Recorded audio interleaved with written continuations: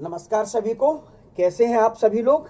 मेरे जो सामने बैठे हुए छात्र हैं वह तो मुझे बहुत अच्छे दिखाई दे रहे हैं, और जो आदर्श छात्र हैं जो मुझे इस वीडियो के माध्यम से मेरी चर्चा में शामिल होते हैं वो तो बहुत ही खुश हैं। उनके कमेंट से मुझे पता चलता है कि वास्तव में मतलब पढ़ाई करना शुरुआत कर दी है, पढ़ाई करना उन्होंने शुरुआत कर दी। तो आज के इस पार्ट में, पार्ट 3 में मुख्य रूप से आप और हम लोग मॉलिक्यूलर स्ट्रक्चर ऑफ डीएनए यानी कि डीएनए की आणविक संरचना पर चर्चा करेंगे।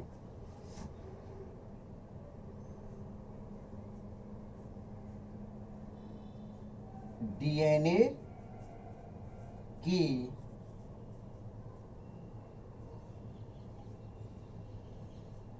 आणविक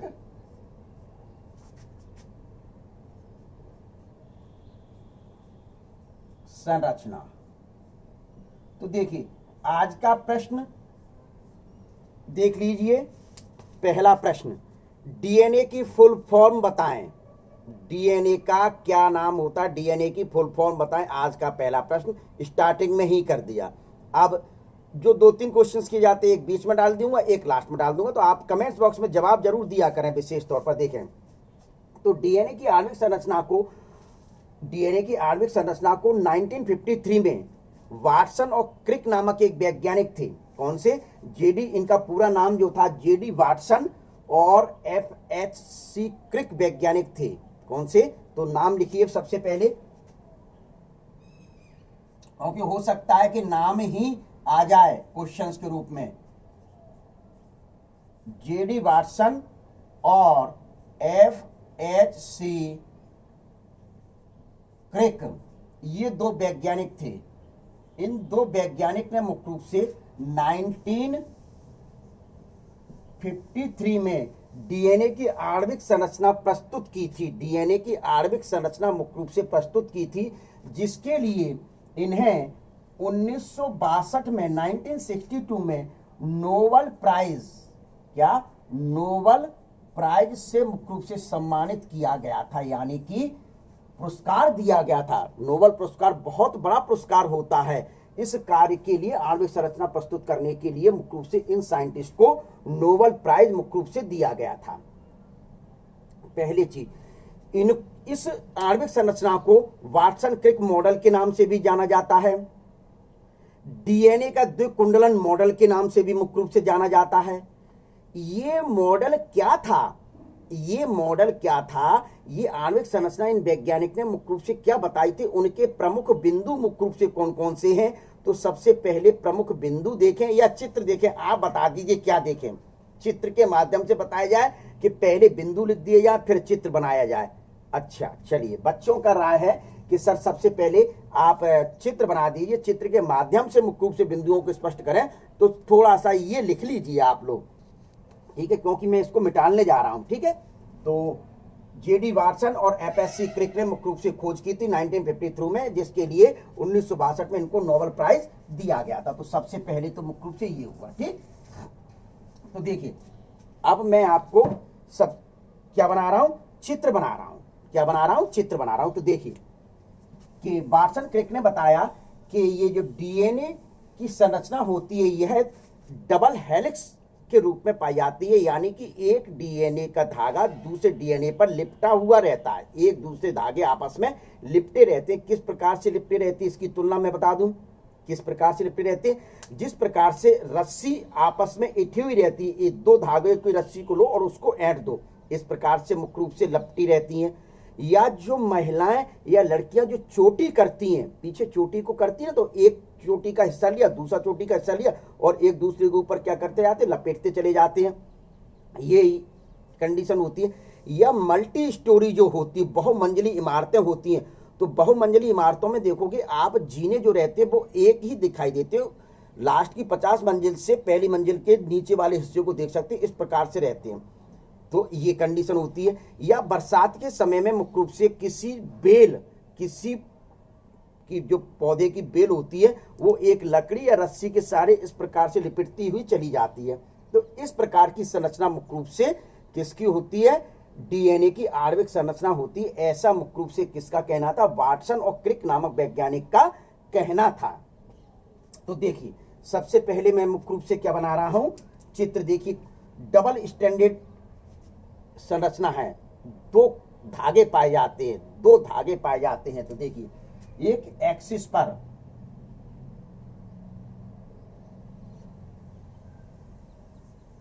इस प्रकार से एक धागा तो ये है,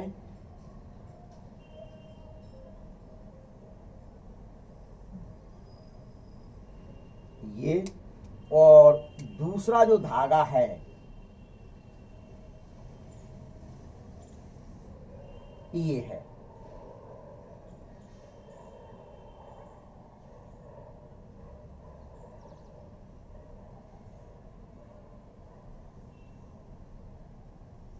ये ठीक है, ये एक्सिस के चारों ओर मुख्य रूप से क्या रहता है,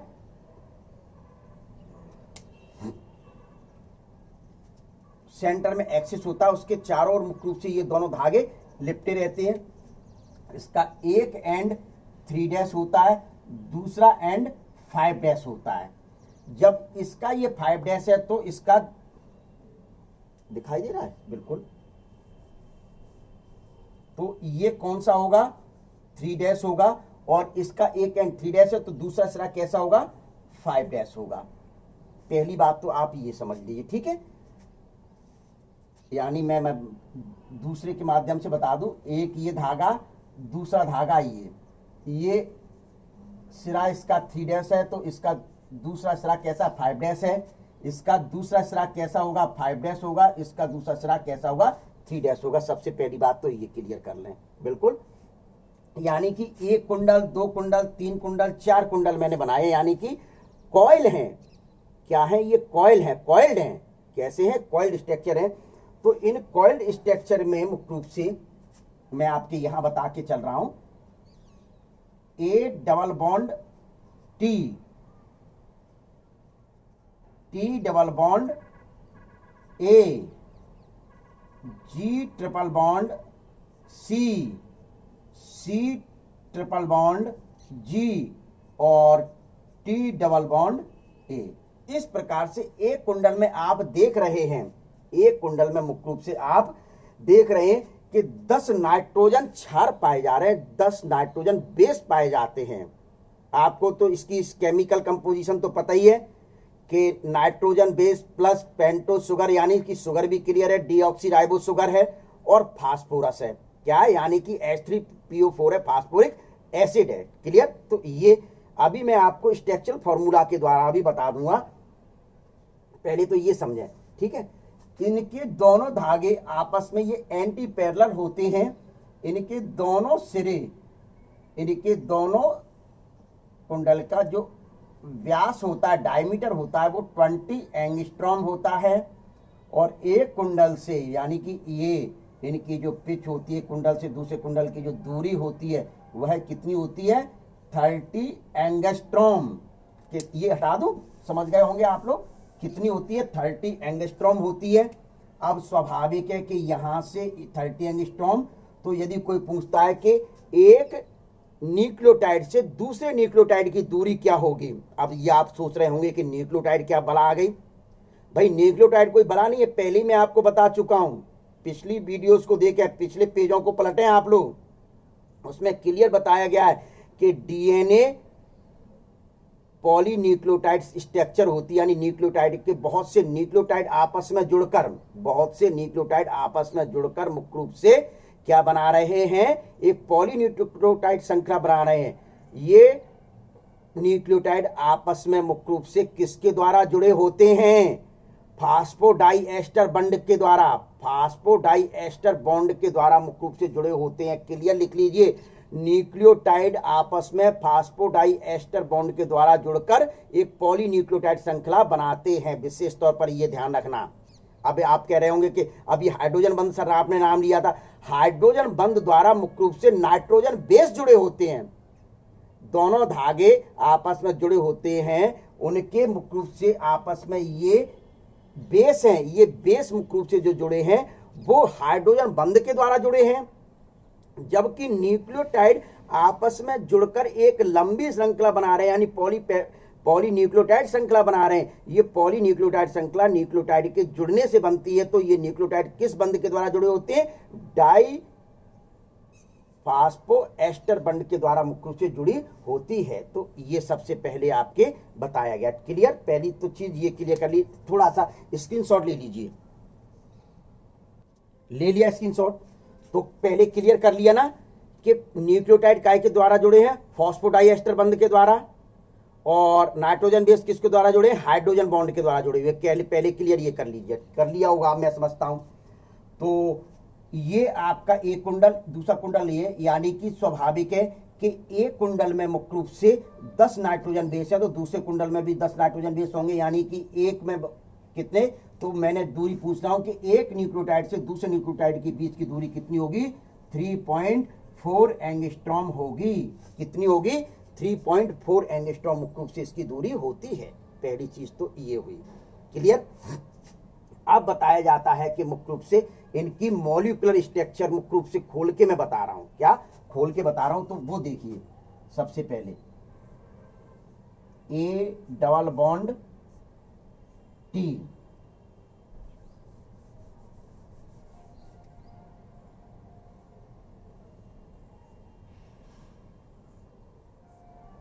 T, G triple bond C, C triple bond G, T double bond A. 4 हो गए। एक और कर दीजिए, जी ट्रिपल बॉन्ड सी। ये मैंने लिख दिया। इसमें चाहे कुछ भी ले लो, कोई समस्या नहीं है कि यहां कुछ है यहां कुछ है, ऐसा कुछ नहीं है। तो ये पहली चीज बनी। फिर बताया जाता है कि यहां ये क्या बनाया जा रहा है? Pentose sugar. तो एस मैंने बीच में लिखा,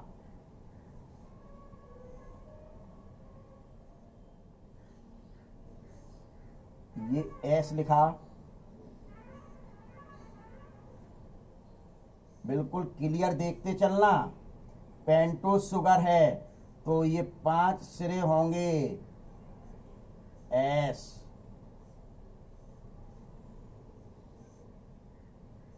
ठीक है? ऐसे ही इस साइड कर दें।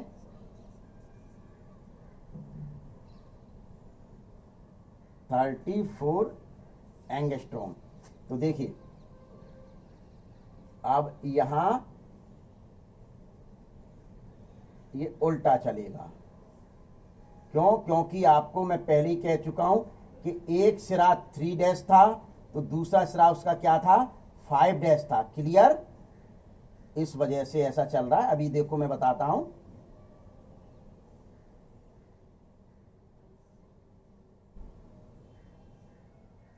ठीक है? तो ये कंडीशन मुख्य रूप से आपकी मैंने क्या बना दी? ये देखिए, ये शुगर है, यहां मैं बीच में लिख रहा हूं एस। एस शुगर कौन सी है? दूसरा क्वेश्चन। डीएनए में कौन सी शुगर पाई जाती है? दूसरा क्वेश्चन ले लीजिए। देखिए, तो स्वाभाविक है कि ये जो जुड़ा हुआ है, यहां थायमिन जो है, वो थायमिन किससे जुड़ा होगा? 5वें कार्बन से। तो स्वाभाविक है कि ये इस प्रकार से, इनको मैं जोड़ रहा हूं। पहले इनको ब्रैकेट में कर दूं, थोड़ा सा अच्छा लगेगा। ये इस प्रकार से ब्रैकेट में डाल दूं, तो जिससे थोड़ा सा अच्छा लगने लगेगा, जोड़ने में भी आसानी रहेगी। ये इस प्रकार से कोष्टक में मैं बंद कर रहा हूं।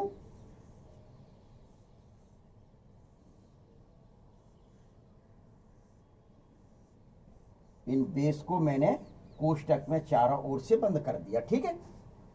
तो स्वाभाविक है कि ये आप देख रहे हैं कि ये 5वें एंड से जुड़ा हुआ है। यहां क्या किससे जुड़ा? 5वें, 3rd नंबर का जो है, इसको यहां ये फास्फोरस आ गया, ये 5वां।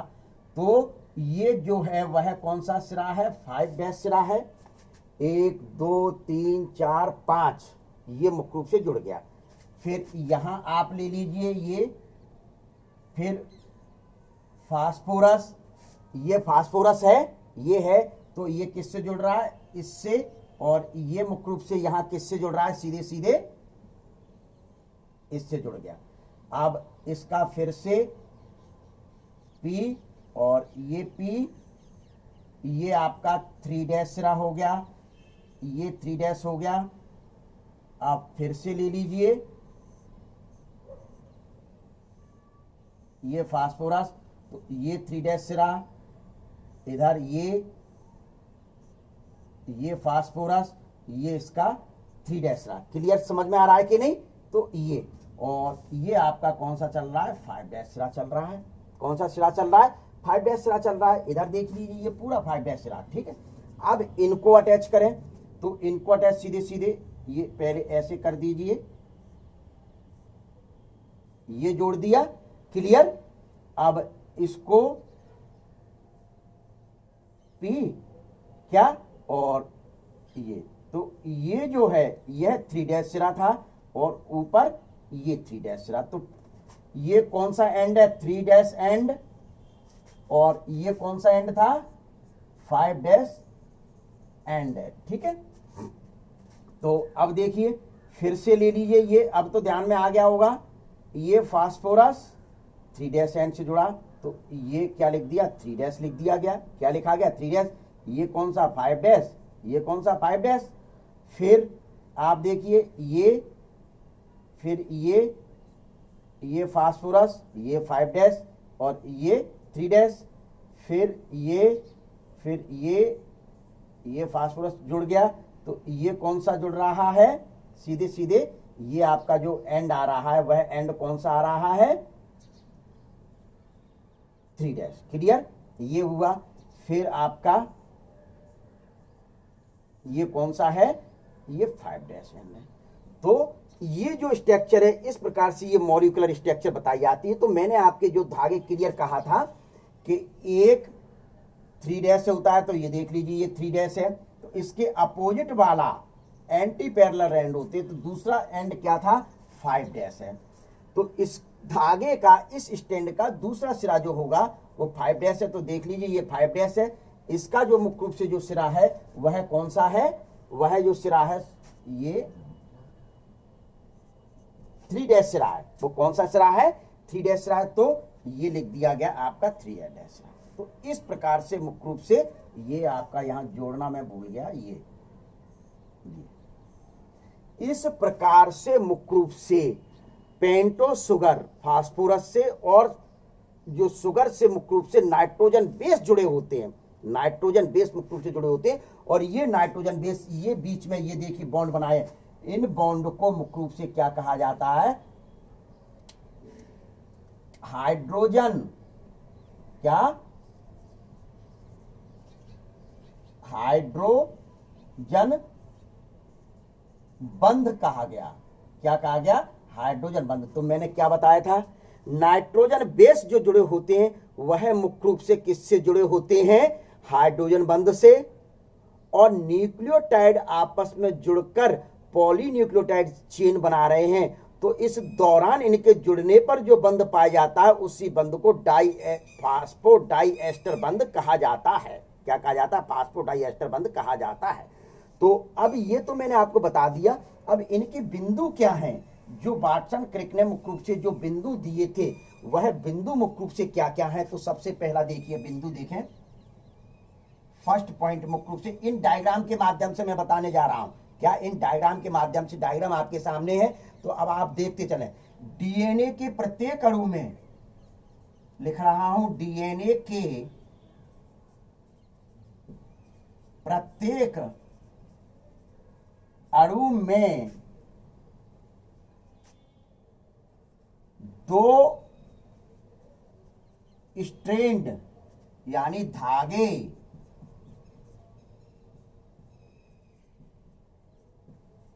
होते हैं। देख लीजिए एक धागा ये है, दूसरा धागा ये है। क्लियर, समझ में आ गया कि डीएनए के प्रत्येक अणु में 2 स्ट्रैंड होते यानी 2 धागे पाए जाते, एक ब्लैक कलर का है, एक ब्लू कलर का है। क्लियर, ये ठीक है।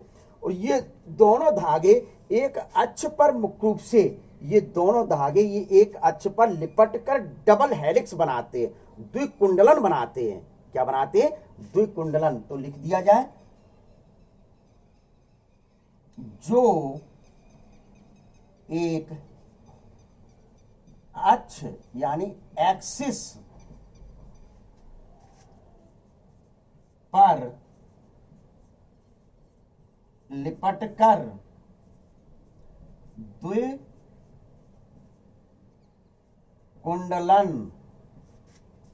यानी डबल हेलिक्स संरचना बनाते हैं। पहली चीज तो मुख्य रूप से ये हुई। क्लियर? पहली हुई कि नहीं? ये पहले ये बता दीजिए, बोलिए क्लियर हुई कि नहीं? बिल्कुल सही बेटा। तो अब दूसरा पॉइंट देखिए, दूसरा पॉइंट क्या आता है? प्रत्येक डीएनए में पॉलीन्यूक्लियोटाइड की 2 चेन पाई जाती है। तो लिखिए, प्रत्येक डीएनए में पॉलीन्यूक्लियोटाइड की 2 चेन पाई जाती है। देख रहे हैं? प्रत्येक डीएनए में पॉलीन्यूक्लियोटाइड की 2 चेन पाई जाती है, यानी कि प्रत्येक ये डीएनए धागा है पूरा का पूरा, इसमें मुख्य रूप से पॉलीन्यूक्लियोटाइड की 2 चेन, एक पॉलीन्यूक्लियोटाइड श्रृंखला ये, दूसरी पॉलीन्यूक्लियोटाइड श्रृंखला ये होती है। ठीक है? तो अब तीसरा पॉइंट, ये दोनों पॉलीन्यूक्लियोटाइड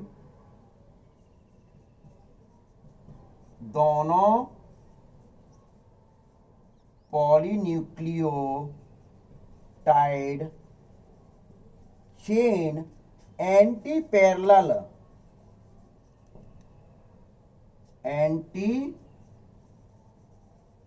पैरेलल कैसी है? मुख्य रूप से ये एंटी पैरेलल होती है, यानी समानांतर हैं।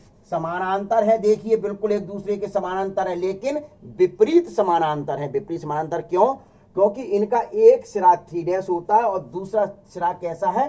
5' है। इनका एक सिरा 3' है, दूसरा सिरा कैसा है? 5'। क्योंकि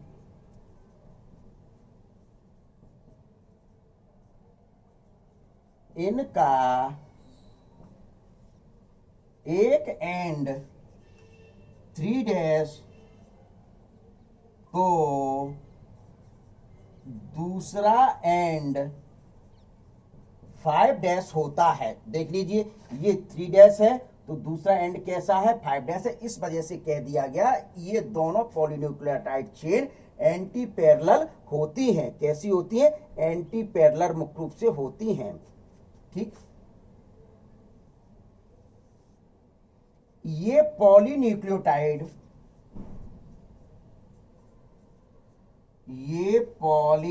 वही पॉइंट आ गया, ये पॉलीन्यूक्लियोटाइड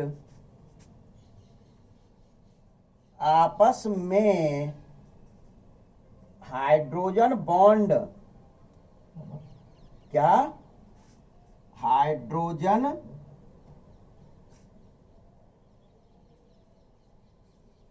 बॉन्ड के द्वारा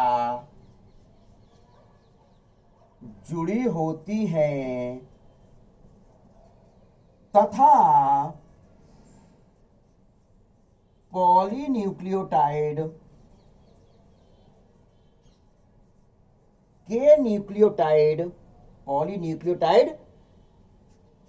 के न्यूक्लियोटाइड फॉस्फो डाइएस्टर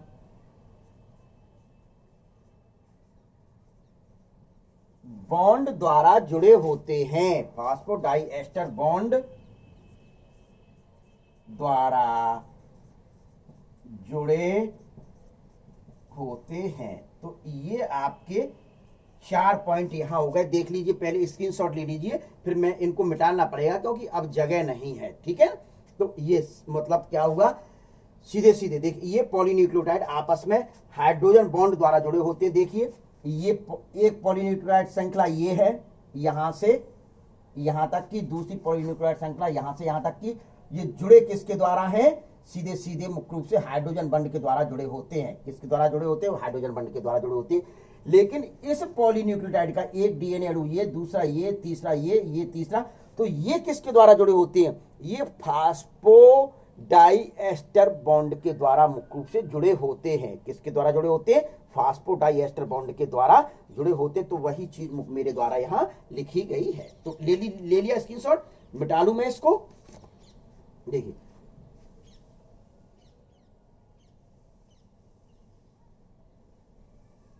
बहुत सारे पॉइंट हैं, इस वजह से, क्योंकि चित्र नहीं मिटा सकता हूं मैं, क्योंकि चित्र तो आपके द्वारा एक एक चीज बताना पड़ रही है मेरे को, ठीक है। अब चौथे नंबर का पॉइंट हो गया था, पांचवें नंबर का पॉइंट देखिए क्या होता है। पांचवें नंबर के पॉइंट में क्या बताया जाता है, न्यूक्लियोटाइड सीढ़ी नुमा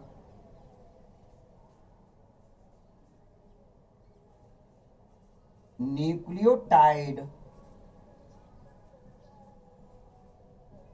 सीढ़ी नुमा, क्या, सीढ़ी नुमा दंडों के रूप में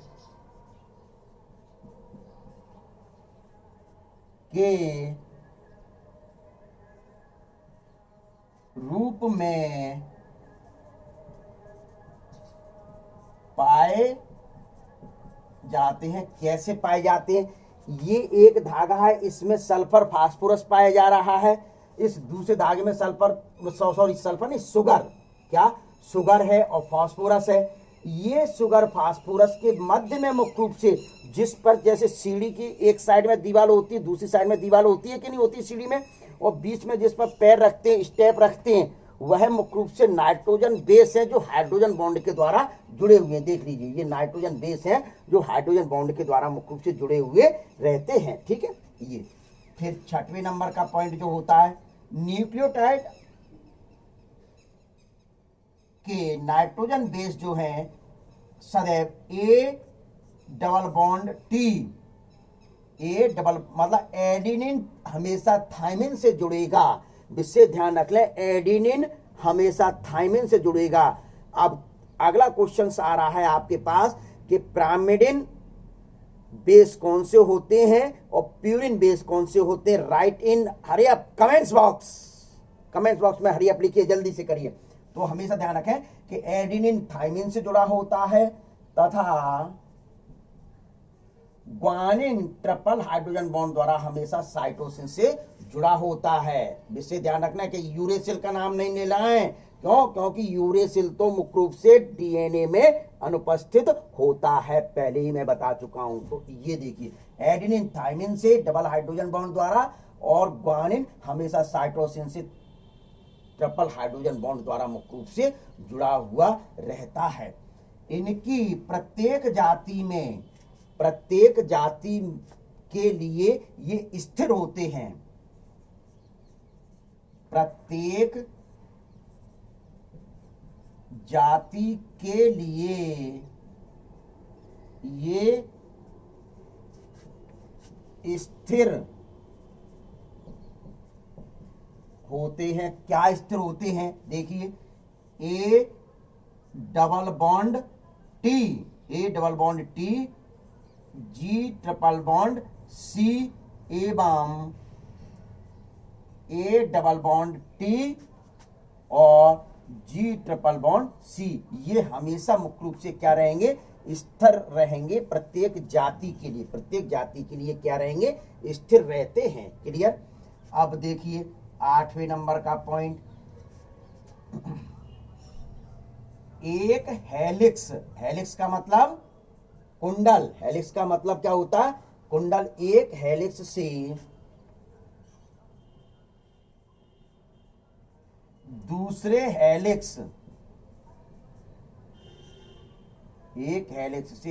हेलिक्स की दूरी की दूरी 34 एंगस्ट्रॉम होती है। देख लीजिए, ये एक यहां से लेकर का यहां का एक हेलिक्स है, दूसरा हेलिक्स यहां से यहां तक है, तो इनके बीच की जो मुख्य रूप से पिच होगी वह पिच क्या होगी, 34 एंगस्ट्रॉम होगी। क्या होगी, 34 एंगस्ट्रॉम मुख्य रूप से होती है। ये दो न्यूक्लियोटाइड, नेक्स्ट पॉइंट, दो न्यूक्लियोटाइड के बीच की, दो न्यूक्लियोटाइड के बीच की दूरी 3.4 एंगस्ट्रॉम होती है। देख लीजिए, एक हेलिक्स में मुख्य रूप से कितने पाए जा रहे हैं, कितने पाए जा रहे हैं, 10 पेयर पाए जा रहे हैं, मतलब सॉरी 5 पेयर, दूसरे में 5 पेयर, क्या यानी 10 हो गए, तो यहां से इसकी दूरी कितनी 34 एंगस्ट्रॉम होती है, और 34 में आप 10 का भाग दे दोगे तो निकल के जो आएगा वो 3.4 आएगा। तो इस वजह से कह दिया कि एक न्यूक्लियोटाइड से दूसरे न्यूक्लियोटाइड यानी कि यहां से लेकर यहां के बीच की जो दूरी होगी वह कितनी होगी, 3.4 एंगस्ट्रॉम होती। तो यही लिख दिया गया 3.4 एंगस्ट्रॉम। तो वही लिखा गया, दो न्यूक्लियोटाइड के बीच की दूरी मुख्य रूप से क्या होती है, 3.4 एंगस्ट्रॉम होती है। कितनी होती है, 3.4 एंगस्ट्रॉम होती है। अगला पॉइंट, डीएनए के एक हेलिक्स में 10 न्यूक्लियोटाइड, 10 न्यूक्लियोटाइड होते हैं। ठीक है, फिर इसके बाद क्या बता दें, इनके नेक्स्ट पॉइंट बताया जाता है, इनके मतलब दोनों धागे के बीच का जो व्यास होता है, डायमीटर, हेलिक्स का व्यास दिखाई दे रहा है, हेलिक्स का व्यास 20 एंगस्ट्रॉम होता है। हेलिक्स का व्यास कैसा होता है, 20 एंगस्ट्रॉम होता है।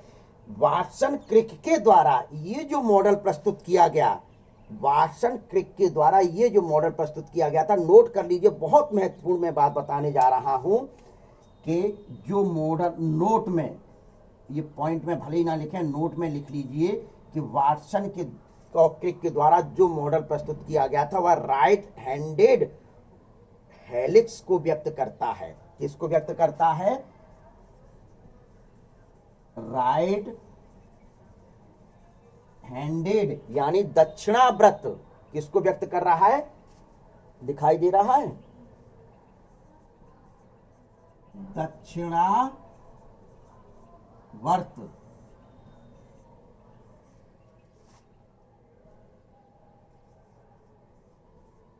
कुंडलन यानी हेलिक्स को व्यक्त करता है।